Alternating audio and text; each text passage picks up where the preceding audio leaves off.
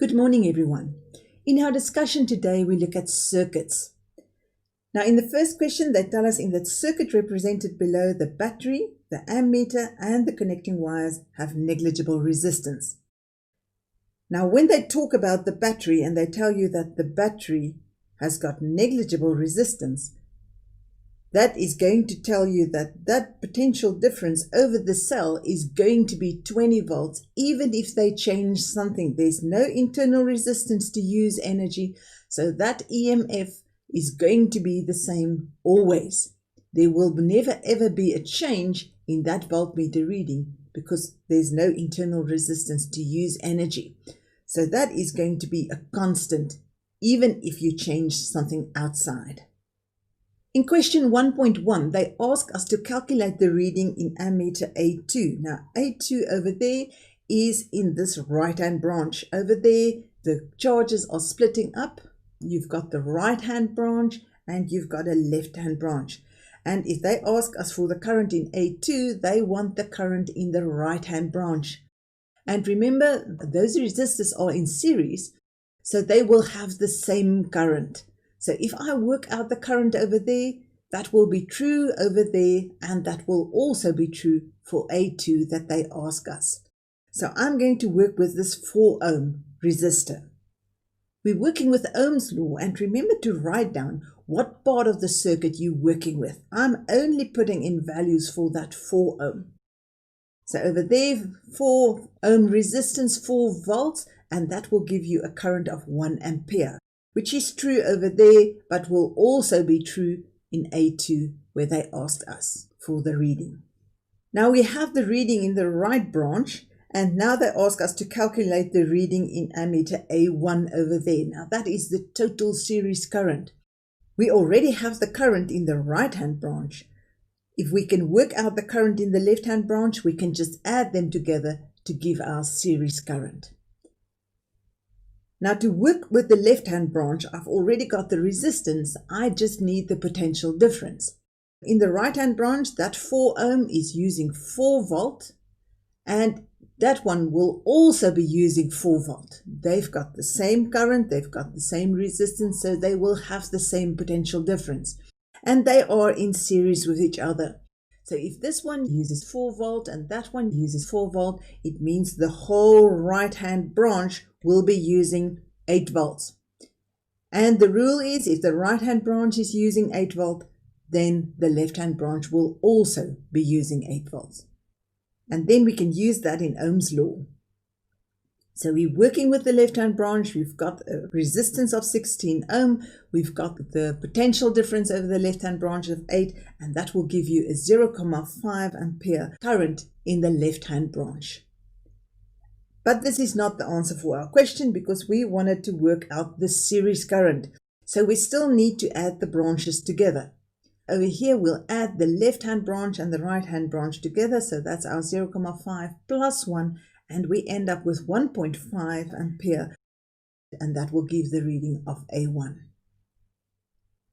In 1.3, they ask us for the resistance of resistor R. Now, what do I know about resistor R?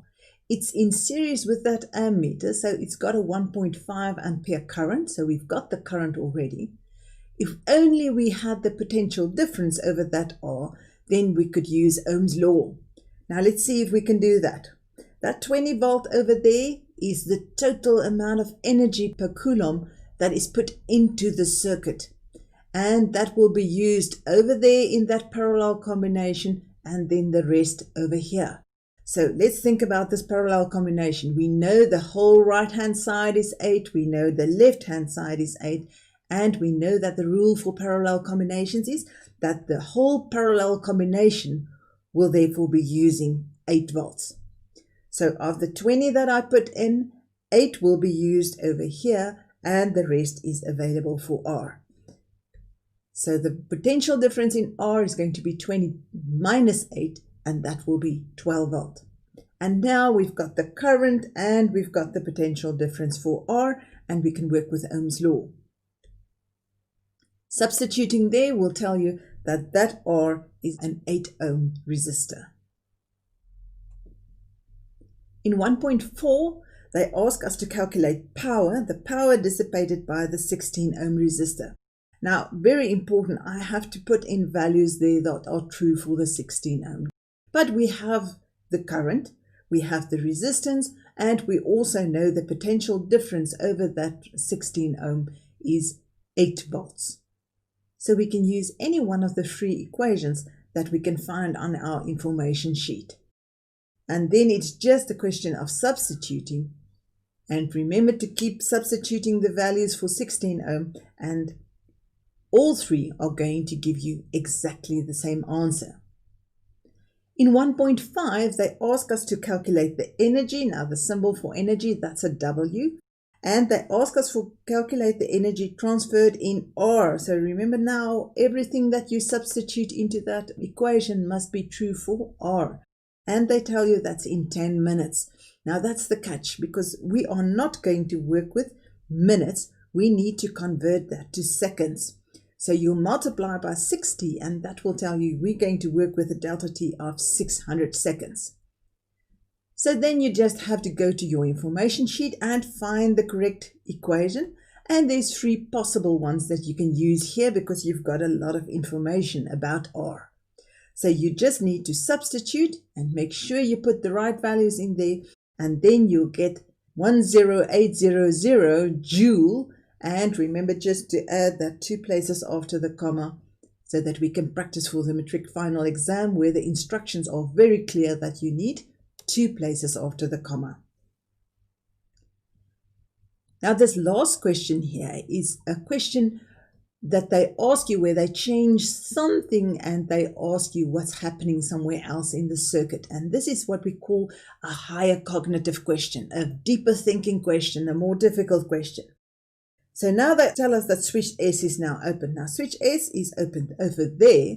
At the moment that we open switch S, it means that current traveling down that circuit over there can no longer travel down this branch.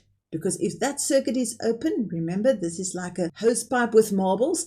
The one before that switch will not be able to move, which means the one before that will not be able to move, which means the one before that will not be able to move. So no current will be flowing in that one. So actually we are removing this resistor from the circuit. State whether the reading on A1 will increase, decrease, or remain the same. Now A1 is there. It's measuring the total current of the circuit. So when I want to think about that, I'm going to think about Ohm's law.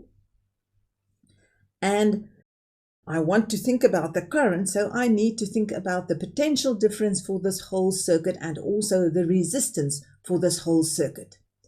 Now, right at the start of this question, they told us there's no internal resistance, right? Negligible internal resistance. And that told me that that 20 volt is always going to be 20 volt. It's not going to change. So now we know that V1 is going to be constant. And if V up there is constant, then that will give you the relationship between the current and the resistance. They are inversely proportional, right? Which means if the one increases, then the other will decrease. So now I go back to my circuit and I see what's happening when I open up that switch and I'm actually removing the left-hand branch. If I'm removing a resistor in parallel, what's going to happen to the total resistance of the circuit? Now the total resistance is going to increase. Adding one in parallel would have decreased it. Removing one in parallel is going to increase the total resistance. And since the current is inversely proportional to that resistance, it means the current is going to do the opposite. The current is now going to decrease.